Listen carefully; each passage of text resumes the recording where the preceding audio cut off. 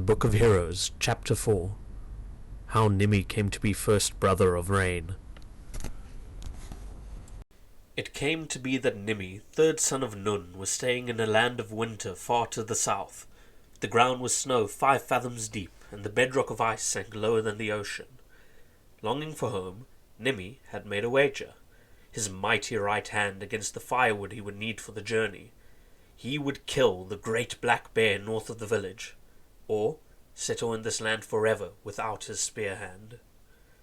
The first night, he camped close enough to the bear's den to see its padded footsteps in the snow. He used the first of his remaining firewood to cook a grand stew and shared it with soft Snow, asking, "Master Snow, the bear's paws are as large as my chest and its step as quick as a sparrow's. You have been in these lands for very long. How will I fight it?" Soft Snow took a long time to reply, eventually saying, "No bear can harm me, no matter how hard it tries. Do not fret. Be like me. Be soft, be gentle, give way, and there is nothing that can harm you." The next day, Nimi walked to the center of the bear's den, sat on the gentle snow, and waited. At mid-morning, the bear returned and charged at him in a frenzy, but no matter how the bear struck, he could hit nothing solid. Nimi's birch spear gently guided its paws, and his body gave way beneath them. Nimi felt no fear, no panic, only gentle contentment. But he could not strike, for to strike is to feel. Before the sun had set, his body was heavy and his mind slow. He earned a deep scar on his cheek for his failure. On the second night, Nimi camped close enough to the bear's den to hear it scuffling in the piles of snow. He used most of his wood to make a warm, homely fire. He opened a prize skin of southern strong ale and shared the heat of fire and drink with piercing ice. Wise ice, you have been here long before even the first people learned to be. The bear has the strength of a mountain and the hide of a mammoth. How can I ever fight it? Piercing ice was fast to reply. Sharpen yourself, do not bend, do not break, do not run. Mountains are flattened by glaciers, and a mammoth dies by its own weight if it falls on a sharp spire of ice. The next morning, Nimi rushed towards the bear at daybreak, screaming. His birch spear drew first blood, but his own was quick to follow. The two hacked at each other for hours, neither giving ground, both covered in their own blood. Nimi planted his spear, gritting his teeth and burning with passion to keep it in place as he tried to impale the beast.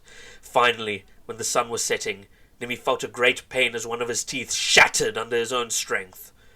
A great wave of exhaustion came upon him all at once, and he barely escaped with his life. The third night, he was tired, and made camp near enough to the den that he could smell it. He had little food left, and did not trust wind nor bone enough to share. Unable to think of anything, Nimi used his last wood to make a small fire and a single cup of tea. Suddenly he felt a drop on his shoulder and heard a voice. It rang with deep notes of childhood and warm nights long forgotten. She asked him why he had feasted with his sisters, but not her. Nimi replied, "Comforting Rain, so far from home. I am afraid. Can I kill the great bear? Its teeth are steel, its claws death."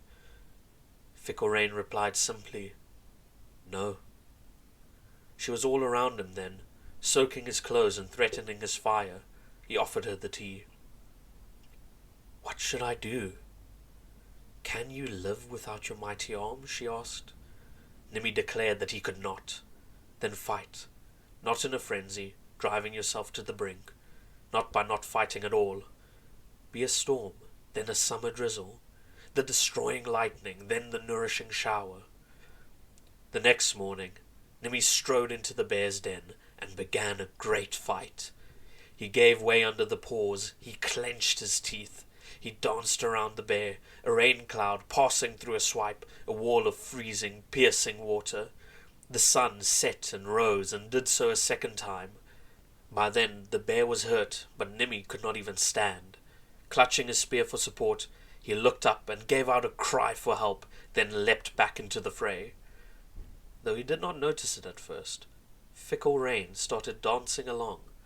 She raged around the struggle. Nimi's wounds were clean and the bear was stung. He felt his energy return. When Nimi finally collapsed on the sunset of the third day, the great bear limped off to find shelter. Nimi was wet, but not cold.